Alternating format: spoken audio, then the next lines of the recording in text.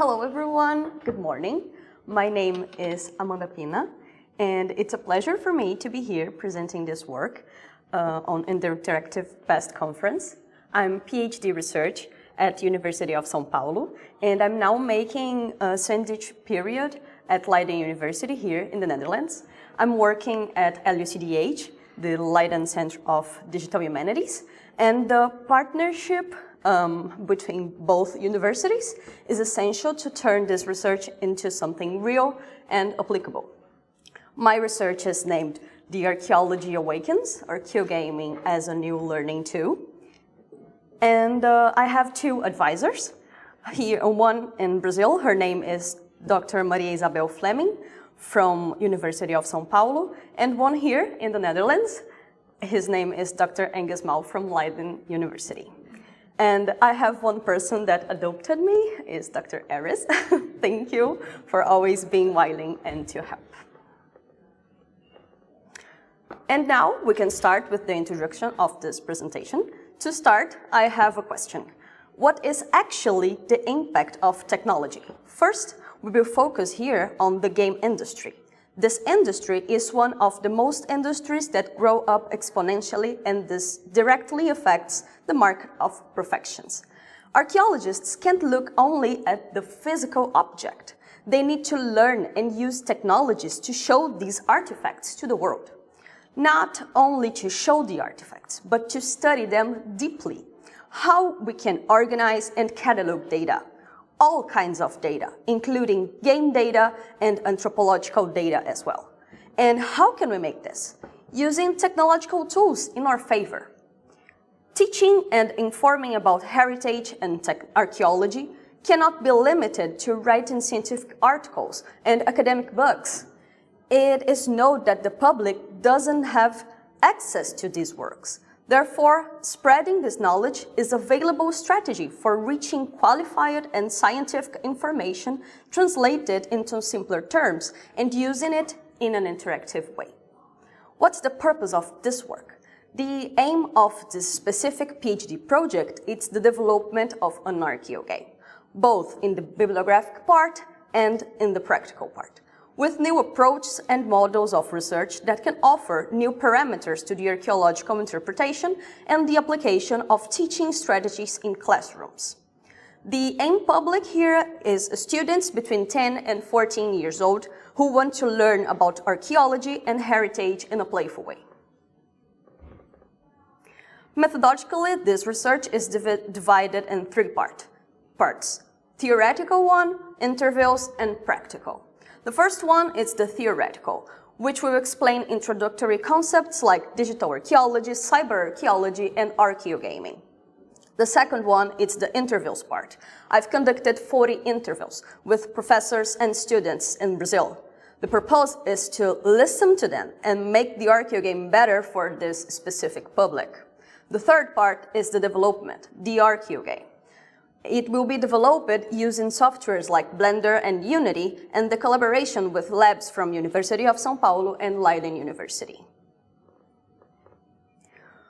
First part, the introductory concepts, digital archaeology. I think digital archaeology will propitiate even more the connection between humans and technology.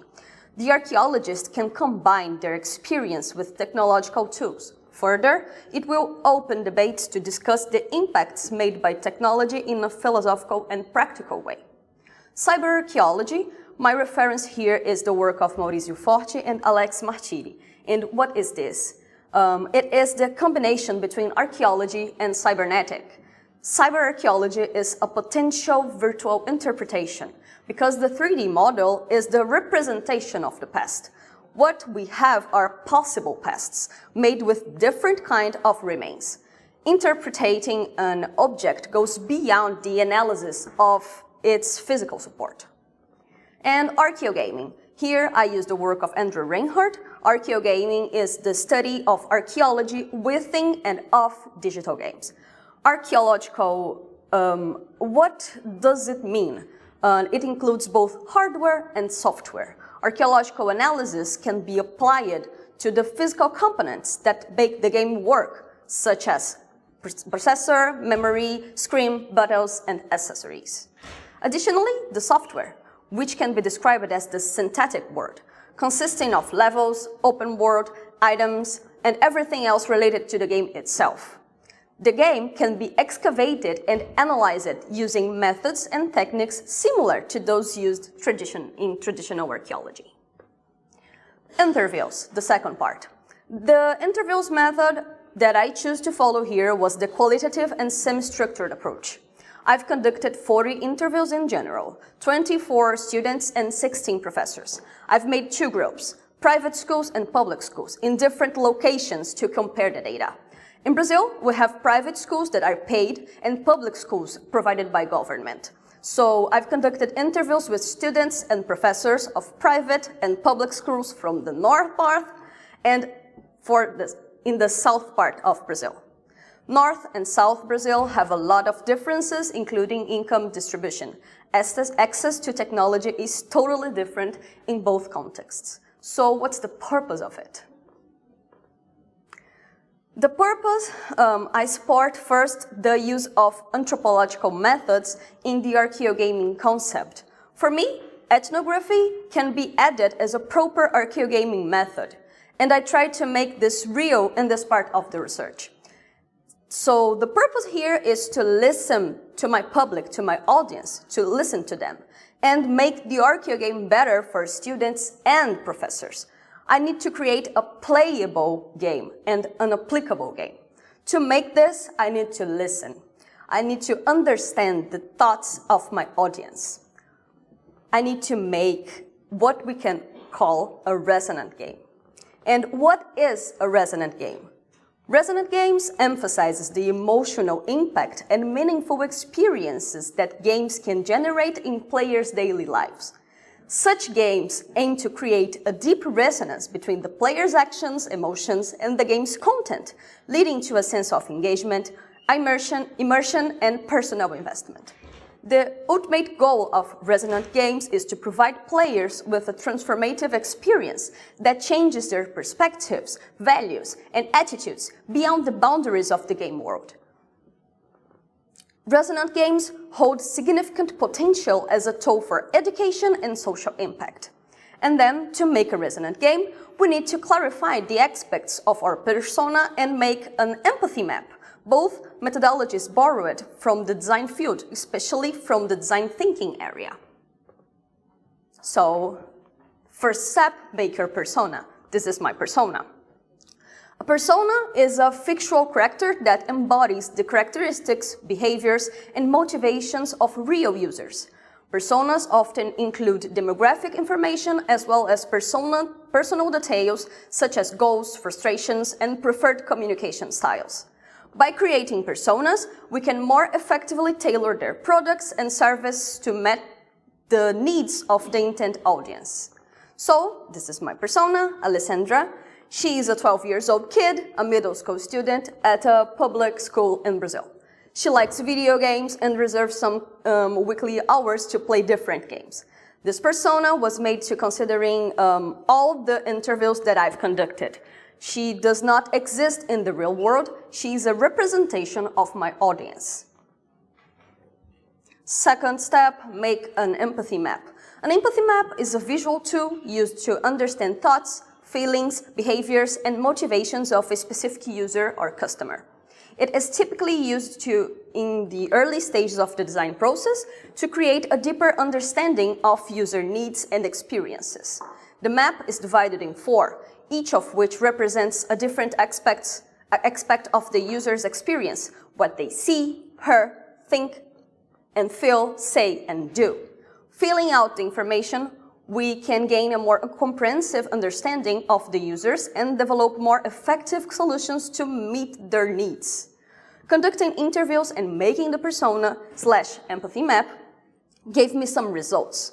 First, it needs to be a mobile game, but it needs to work without internet connection. I cannot use a specialized language. It needs to be resonant. Keep it simple but pretty. The game is not an educational guide. I will proportionate the debate in the class with the assistance of the professor. And the most important one, it needs to be fun. Third part, product development. I use the Twine to create and to visualize the narrative of the game. We make better choices when we turn the narrative visible. And this is an example of the Twine backend. It is not a complicated tool to operate. You can add videos, photos, audio, and all kinds of resources.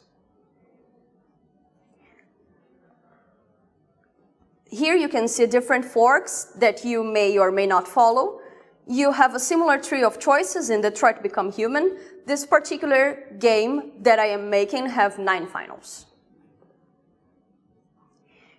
And this is the front-end part of the Twine. The best part of this tool is that it is playable. You can send the link and receive fast feedback of your work.